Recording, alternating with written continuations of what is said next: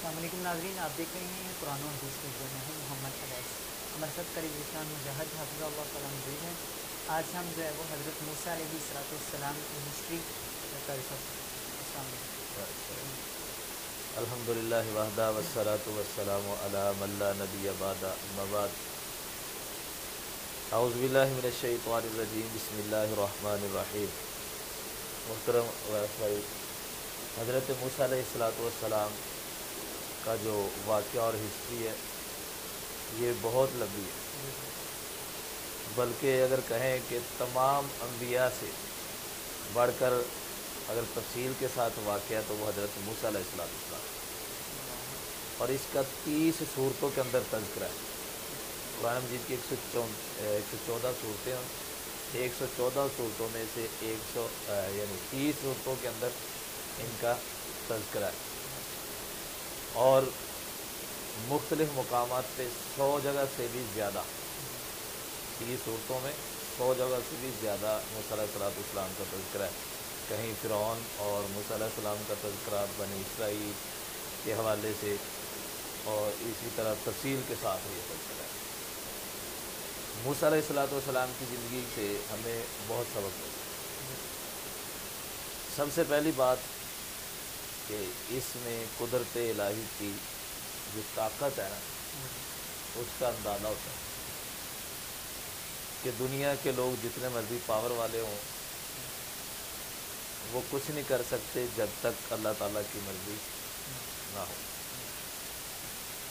فرعون کو نجومیوں اور کاہنوں نے بتلایا کہ ایک بچہ پیدا ہوگا جو تیری سلطنت کے لیے خطرہ ہے۔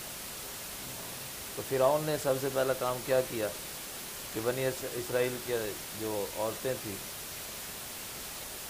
ان میں جس کو حمل ٹھہرتا تھا، دائیوں کی ڈیوٹی لگا دی کہ اس کو گرا دیا جائے۔ ڈر کیا تھا کہ ایک آدمی، ایک بچہ پیدا ہوگا جو بڑا ہو کے فرعون کی مخالفت کرے۔ اس نے جو کر سکتا تھا اپنی طاقت کے مطابق اس نے یہ کام کیا، پلاننگ بنا لی کہ جس کو حمل ٹھہرے گا اس کو ضائع کر، تاکہ بچہ پیدا ہی نہ ہو۔ لیکن جو اللہ کرنا چاہے اسے کوئی روک نہیں سکتا، کہ جو انسان چاہتا وہ نہیں ہوتا، ہوتا وہ ہے جو اللہ چاہتا ہے۔ وَمَا تَشَاءُونَ إِلَّا أَن يَشَاءَ اللَّهُ، جو اللہ چاہے گا وہ ہوگا، تمہاری کوشش جتنی مرضی جیسی مرضی ہو۔ تو حضرت موسیٰ علیہ السلام کی پیدائش ہو گئی۔ اب قدرت کا نظام دیکھو کہ دشمن کے گھر میں اسی کے دشمن کو پال پوس رہا ہے، دشمن کی گود میں اس کے دشمن کو اس کی تربیت ہو رہی، پرورش ہو رہی، ٹھیک ہے، اور کتنی وہ مشکل گھاٹیوں سے گزر کر کے وہ ادھر پہنچے۔ وہ سمندر کا واقعہ، صندوق کا واقعہ، یہ لمبی ہسٹری بہت ہے۔ انہیں کے پاس آیا اور انہوں نے پھر پکڑا، پھر مختلف موقعوں پہ مارنے کی سازشیں بھی ہوئی، لیکن پھر جو ان کی بیوی تھی آسیہ فرعون کی، وہ مختلف طریقوں سے ان کو گائیڈ کرتی، تو وہ معاملات جو کلیئر ہو جاتے تھے۔ بہرحال آگے چلتے چلتے سب سے پہلی بات یہ ہمارے لیے سبق ہے ہر انسان کے لیے کہ ہمیں اللہ پہ توکل، یقین، بھروسہ ہونا چاہیے۔ جو وہ چاہے وہ ہوگا، جو وہ نہ چاہے وہ نہیں ہوگا۔ ساری حکومتیں، سپر پاور طاقتیں ایک سائڈ پہ آ جائیں، کسی بندے کا ایک بال نہیں بگاڑ سکتے۔ آج ہم ڈرتے ہیں کہ ایسا کیا تو ایسا ہو جائے گا، کوئی اپنوں سے ڈر رہا ہے، کوئی غیروں سے ڈر رہا ہے، کوئی بیماری سے ڈر رہا ہے، کوئی حکومت کے قوانین سے ڈر رہا ہے، اور حتیٰ کہ بڑے بڑے علماء، علم اور فہم و فراست رکھنے والے بڑے بڑے دانشور لوگ، وہ قوانین سے ڈرتے ہوئے مسلک کے تحت دین کو چھوڑ دیتے۔ یہ ایسی کوئی، اب تو مسلک کا خاتمہ ہو چکا ہے۔ بہرحال ہمیں اس پہ یقین ہونا چاہیے، توکل ہونا چاہیے، کہ ڈٹ جانا چاہیے جہاں پہ توحید ہے، رسالت کا مسئلہ ہے، ختم نبوت کا مسئلہ ہے، خاص کر یہ ہمارے لیے سبق آموز واقعات ہیں، یہ ہمارے لیے ہیں کہ ان کا مطالعہ کریں، کہ انبیاء کی ہسٹری کو ہم پڑھیں۔ ایک تو یہ بات کہ ہمارا توکل اللہ کو ہونا چاہیے۔ اس کے بعد پھر موسیٰ علیہ السلام کی پرورش ہوئی، بڑے ہوئے، تو جب اللہ کا حکم ہوا تو ہارون علیہ السلام کو، جو ان کے موسیٰ علیہ السلام کے بھائی تھے، اور موسیٰ علیہ السلام دونوں کو حکم ہوا کہ فرعون کو جا کے پیغام توحید سناؤ۔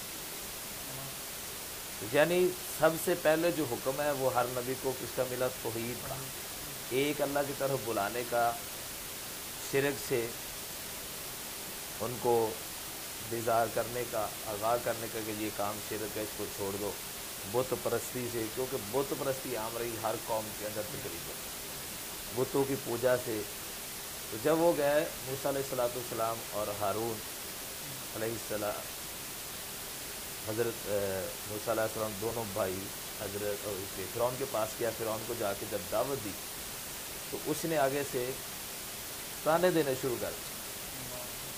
تانے کیا کہ تو وہی ہے کہ جس کو ہم نے پالا پوسا، اور جب ہمارا قانون تھا کہ جو بچہ پیدا ہوگا ہم اس کو قتل کر دیں گے، بلکہ حمل کو ہی ہم گرا دیں گے، تو ہم نے تیری محبت میں، تیرے پیار میں ہم نے اس قانون کو بدلا،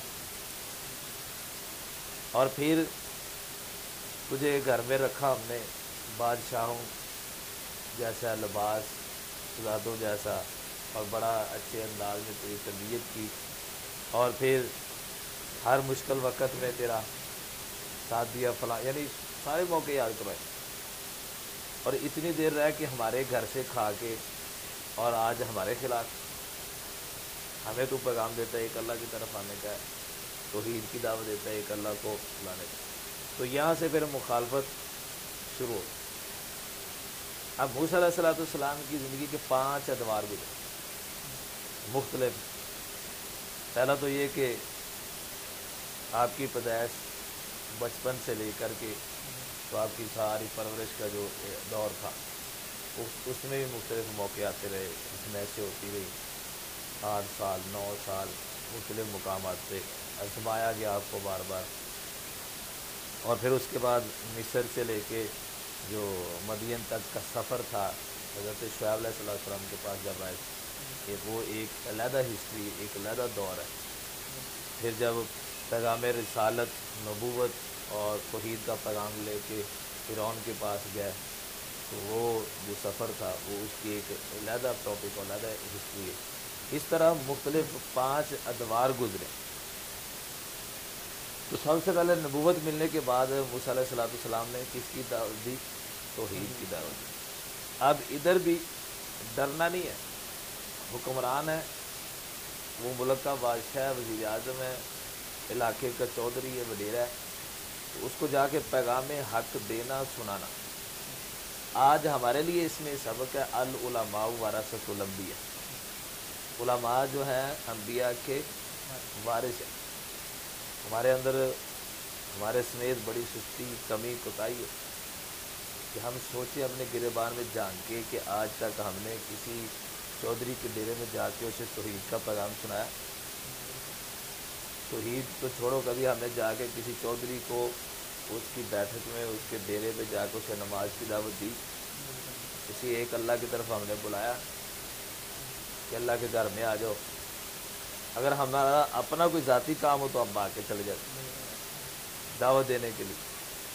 کسی ہم نے عیسائی کو، غیر مسلم کو، کسی مشرک کو، باقی چھوڑو کسی دربار پہ آج تک ہم نے خود جا کے کسی دربار پہ، کسی وہاں پہ گدی نشین کو، بڑے کو ہم نے یہ کہا ہو کہ آپ بتوں کو چھوڑ دیں، یہ درباروں کو چھوڑ دیں، آپ ایک اللہ کی طرف آ جائیں؟ نہیں۔ جب ہم انبیاء کے وارث ہیں تو پھر حق یہ ہے، انبیاء کی ہسٹری سے ہمیں سبق یہ ملتا ہے کہ اللہ کا حکم تھا نبیوں کو کہ آپ سب سے پہلے جا کے وقت کے بادشاہ کو، وقت کے حکمران اور وڈیرے کو توحید کی طرح بلاؤ، ایک اللہ کی طرف، اور یہی عمل ہوتا رہا۔ پھر یہ عزم ایسے آتی ہے، پھر وہ وقت شروع ہو گیا کہ جب ساری قوم مخالف ہو گئی، کچھ لوگ آپ کے ساتھ مان لے کر کے آئے، پھر اللہ تعالیٰ نے معجزات دینے شروع کر دیے۔ وہ معجزے، وہ نشانیاں جا کے دکھائی فرعون کو، وہ ید بیضا یعنی بغل سے ہاتھ نکالو تو سفید روشنی کی منے، اور پھر وہ لاٹھی آسا، جو آسا تھا کہ وہ جب کبھی سانپ بن رہا ہے، کبھی وہ پتھر وہ ادھر سمندر میں مارا جا رہا ہے، تو وہ راستے بن رہے ہیں مختلف مقام پہ، یعنی وہ نشانیاں دکھانے کے باوجود بھی فرعون نے آپ کی بات کو نہیں مانا، الٹا مخالف ہی رہا۔ یہ مخالفت کیوں تھی؟ صرف اس وجہ سے، توحید کی وجہ سے، کہ مجھے رب مانو، میں تمہیں پالنے پوسنے والا ہوں، تو مجھے چھوڑ کے کسی اور کی طرف مجھے بلا۔ اب پھر آزمائشیں شروع ہو گئی، اپنے بھی وہ مخالف، جب ہجرت کا حکم ہوا کہ علاقہ چھوڑ دیں، اب نکلے ہیں تو پیچھے فرعون اور فرعون کی فوجیں، آگے موسیٰ علیہ السلام ہے۔ اب سمندر کے پاس جب پہنچے تو یہ ہجرت بھی کس لیے تھی؟ ہجرت بھی اللہ کے حکم کے ساتھ، حکم کی وجہ سے ہجرت کی، اور ہجرت کے جو مین پوائنٹ پیچھے تھا وہ یہی تھا کہ توحید کی دعوت تھی۔ توحید کی دعوت کی وجہ سے بادشاہ، حکمران نے، وڈیروں نے مخالفت کی، علاقہ چھوڑنا پڑا۔ اب جب وہ نکلے ہیں سمندر کے پاس پہنچے ہیں، اس دریا نیل کے پاس، تو پھر وہ اپنے لوگ جو کہنے لگے تھے مخالف ہو گئے کہ اب پیچھے فوجیں ہیں، آگے سمندر ہیں، ہمیں تو مروا دیا۔ یقین کامل نہیں۔ اب وہی بات آ گئی کہ اگر یقین پختہ ہو کہ ہوتا وہ ہے جو اللہ چاہتا ہے، اب جو موسیٰ علیہ السلام کو تو یقین ہو چکا تھا۔ دعوت قرآن و سنت اپنی یہ پہچان ہے۔